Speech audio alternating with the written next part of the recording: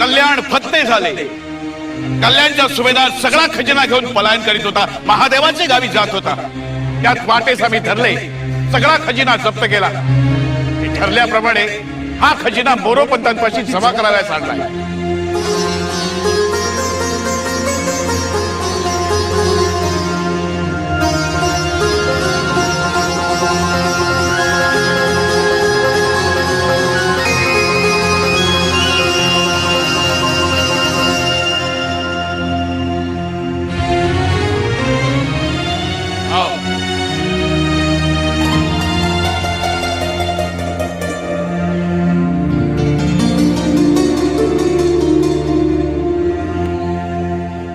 या आऊसाहेब कोण नावच्या, कोण गावच्या?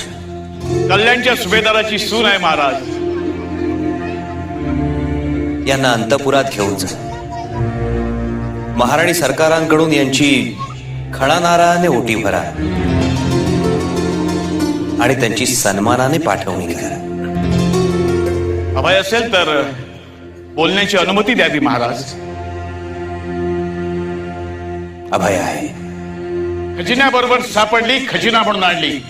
गेली शतकानुशतक हे प्लेंच आपल्या आया बहिणींना खजिना समजत लुटत आले आहेत। लक्षावधी भगिनींच्या अब्रूची माती केली, त्याचा सूड घ्यायला हवा। प्लेंछांची सून मिळाली आहे, खजिना म्हणून आपल्यासाठी नजर करावयास आणली आहे। चूक झाली असल्यास क्षमा करावी महाराज, पण प्लेंछांनी आपल्या आया बहिणींची इब्रत तुटली हे ध्यानी असावे।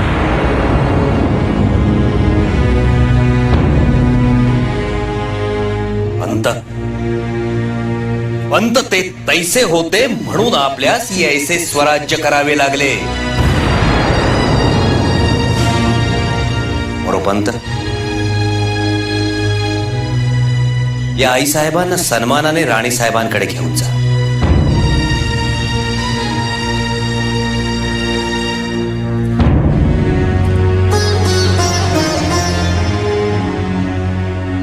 याव्या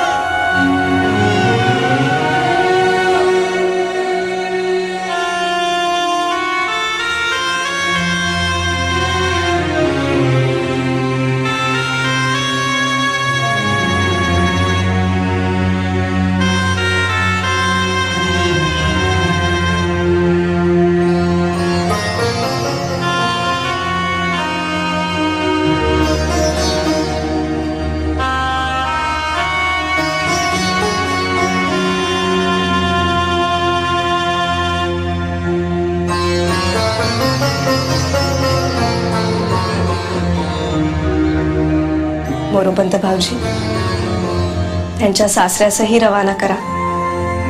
महाराजास पुसा, त्यासही वस्त्रे देऊन मान करावा आणि या साऱ्यास त्यांच्या मालकाकडे पाठवा। जैसी आज्ञा वहिनी साहेब।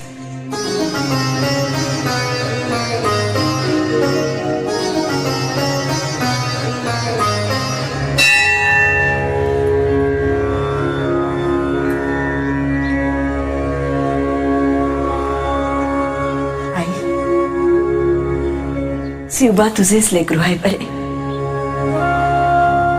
आम्हास वाटत होते आम्ही वाढवले, पण नाही, तूच आमच्या पोटी रामराजासारखा पुत्र जन्माला घातलास। लेकरू तुझेच आहे। आम्ही म्हटले होते आम्ही आता कधीच रडणार नाही। आम्ही रडत नाही आहोत बरे। आम्हास कृतकृत्य वाटते आहे।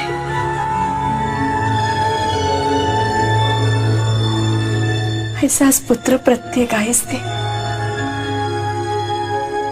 या देशाला सुंदर बनव।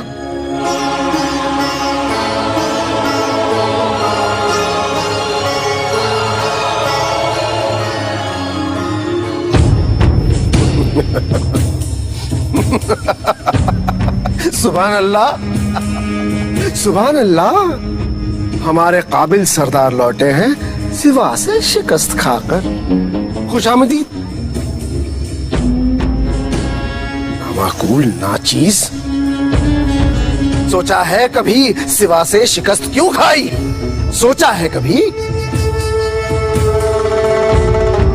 कि वो तुम जैसा अय्याश नहीं है, शराबी कबाबी नहीं है, हाथी ऊंट और छावनी लेकर नहीं चलता, ये वजह है।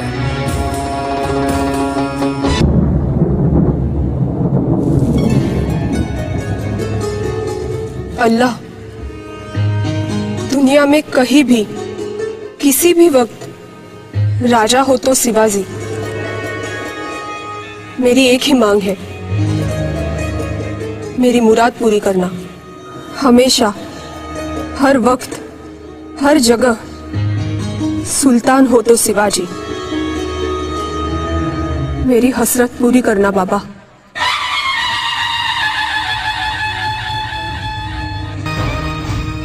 या सायना, पालखीला खांदा द्या. जोहार माय बाबा, जोहार. सायना, या. नग नग महाराज, कशाला? आम्ही इथेच बरं आहे. संकोच करू नका, व्हा पुढं. अहो महाराज, महाराज हे काय करताय आपण? हो ही अस्पृश्य माणसं, यांची सावली पडली तर देवीची मूर्ती भंग पावे. थांबा रे, पुढे येऊ नका, थांबा. पालखी पुढे जाऊ द्या. पालखी पुढे जाणार नाही.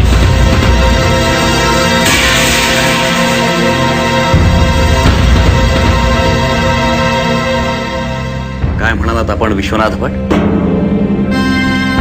यांची सावली पडली तर देवीची मूर्ती भंग पावेल? हो. एवढी ताकद आहे यांच्या सावलीत? म्हणजे असं की विश्वनाथ भट, अहो जर असे असते तर अफजल खानानं मूर्त्या फोडण्यासाठी यांच्या सावलीचाच उपयोग केला असता. तो कशाला घन आणि हातोडे मारत बसला असता मूर्तींवर? तसं नाही, म्हणजे पावित्र्य, पावित्र्य भंग पावे. विश्वनाथ भट, आम्हाला एक सांगा, हे देऊळ कोणी बांधले? या लोकांनी. उन्हातानात छन्नी हातोडे घेऊन एक एक दगड, एक एक चिरा कोणी घडवला? यांनीच. ज्या आई भवानीच्या मूर्तीची आपण प्राणप्रतिष्ठापना करणार आहात, ती मूर्ती कोणी घडवली? यांनीच ना? जर सर्व काही याच हातांनी घडवले असेल तर ते घडवताना यांचा हजारदा त्या मूर्ती स्पर्श झाला असेल, हजारदा त्यांची सावली पडली असेल. हे सगळे चालते. बघा आता का बाशी शिंकली? महाराज, आम्ही आताच देवीच्या मूर्ती शुचिरभूत करून मंत्राने सिद्ध आणि पवित्र केली. देवीच्या मूर्तीला शुचिरभूत होण्यासाठी आपल्या मंत्रांनी सिद्ध आणि पवित्र होण्याची गरज केव्हापासून भासू लागली विश्वनाथ भट?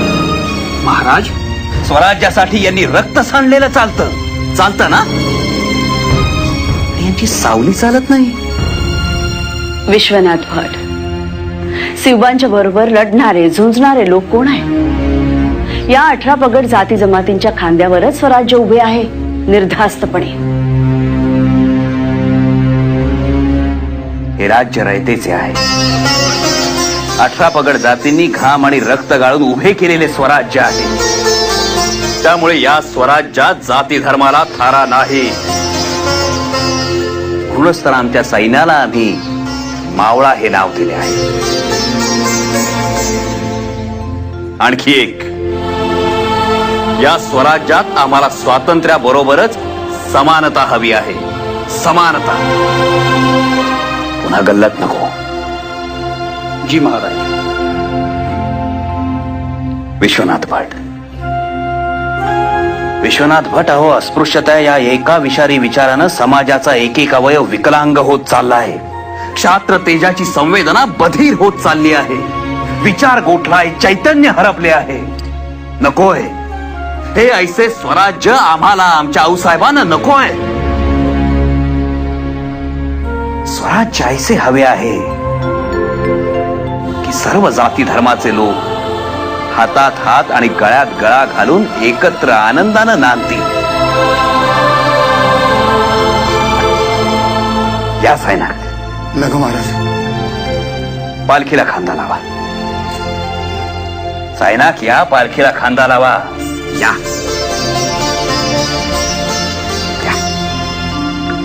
आपणही या.